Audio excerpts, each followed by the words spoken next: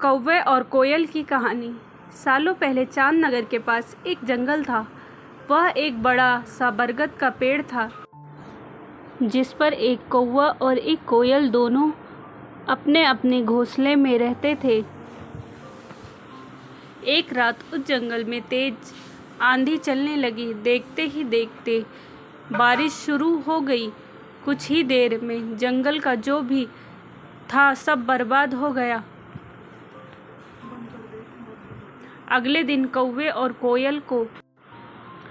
कोयल को अपनी भूख मिटाने के लिए कुछ नहीं मिला। तभी कोयल ने कौवे से कहा, हम इतने प्यार से इस जंगल में रहते हैं, लेकिन अब हमारे पास खाने के लिए कुछ नहीं है, तो क्यों ना जब मैं अंडे दूं तो तुम उसे खाकर अपनी भूख मिटाना, और जब तुम अंडे दोगे तो उसे खाकर मैं अपनी भूख मिटा लूँगी। कौवे ने कोयल की बात पर सहमति जताई। संयोग से सबसे पहले कौवे ने अंडा दिया और कोयल ने उसे खाकर अपनी भूख मिटा ली। फिर कोयल ने अंडे दिए। कौवे जैसे ही कोयल का अंडा खाने लगा तो कोयल ने उसे रोक दिया। कोयल ने कहा, तुम्हारी चोंच साफ नहीं है, तुम इसे धोकर आओ, फिर अंडे खाना। भागकर कौवा नदी के किनारे गया। उसने नदी से कहा, तुम मुझे पानी दो, मैं अपनी चोंच धोकर कोयल का अंडा खाऊंगा। नदी बोली, ठीक है, पानी के लिए तुम एक बर्तन लेकर आओ। अब कौवा जल्दी से कुम्हार के पास पहुंचा। उसने कुम्हार से कहा, मुझे घड़े दे दो, उसमें मैं पानी भरकर अपनी चोंच धोऊंगा और फिर कोयल का अंडा खाऊंगा। कुम्हार ने कहा, तुम मुझे मिट्टी लाकर दो, मैं तुम्हें बर्तन बनाकर दे देता हूँ। ये सुनते ही कौवा धरती माँ से मिट्टी मांगने लगा।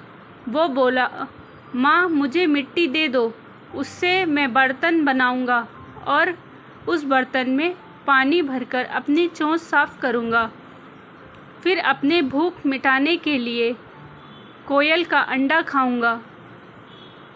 धरती माँ बोली, मैं मिट्टी दे दूंगी, लेकिन तुम्हें खुरपी लानी होगी, उसी से खोदकर मिट्टी निकाल लेंगे। दौड़ते हुए कौवा लोहार के पास पहुंचा। उसने लोहार से कहा, मुझे खुरपी दे दो, उससे मैं मिट्टी निकालकर कुम्हार को दूंगा और बर्तन लूँगा। फिर बर्तन में पानी भरूंगा और उस पानी से अपनी चोंच धोकर कोयल का अंडा खाऊंगा। लोहार ने गरम गरम खुरपी कौवे को दे दी। जैसे ही कौवे ने उसे पकड़ा, उसकी चोंच जल गई और कौवा तड़पते हुए मर गया। इस तरह चतुराई से कोयल ने अपने अंडे कौवे से बचा लिए। कहानी से सीख।